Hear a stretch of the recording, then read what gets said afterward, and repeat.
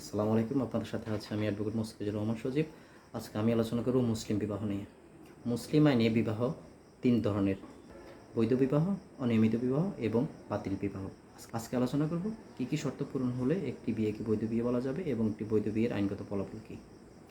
একটি বৈধ বিয়ের প্রথম শর্ত হচ্ছে প্রস্তাব এবং কবুল, অর্থাৎ বর অথবা কনে যে কোনো এক পক্ষ প্রস্তাব করবে এবং অপর পক্ষ প্রস্তাবটি কবুল করবে। প্রস্তাব এবং কবুল একটি বৈঠকে হতে হবে। দ্বিতীয়ত হচ্ছে সাক্ষী। হানাফি মাযহাব অনুসারে বিয়েতে কমপক্ষে 2 জন পুরুষ সাক্ষী থাকতে হবে, অথবা একজন পুরুষ সাক্ষী এবং 2 জন মহিলা সাক্ষীর উপস্থিতিতে বিয়েটি সম্পন্ন হতে হবে। তৃতীয়ত হচ্ছে সম্মতি, অর্থাৎ বর এবং কনের পূর্ণ সম্মতি থাকতে হবে। জোরপূর্বক কোনো সম্মতি আদায় করা যাবে না। জোরপূর্বক কোনো সম্মতি আদায় করা হলে বিয়েটি বৈধ হবে না। চতুর্থত হচ্ছে বয়স।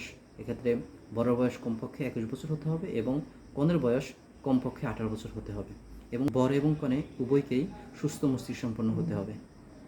পঞ্চমত, বর এবং কনের বিয়ের ক্ষেত্রে কোনো আইনগত প্রতিবন্ধকতা বা নিষেধাজ্ঞা থাকতে পারবে না।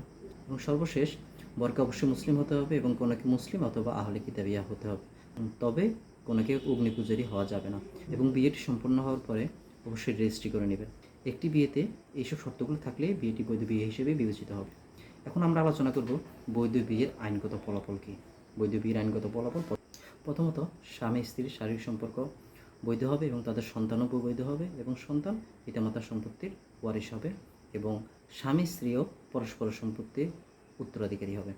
দ্বিতীয়ত, স্ত্রী স্বামীর কাছ থেকে ভরণ পোষণ এবং দেনমোহর পাওয়ার অধিকারী হবে এবং বিবাহ বিচ্ছেদের পর স্ত্রী যদি পুনরায় বিয়ে করতে চায় তাহলে স্ত্রীকে অবশ্যই ইদ্যত পালন করতে হবে।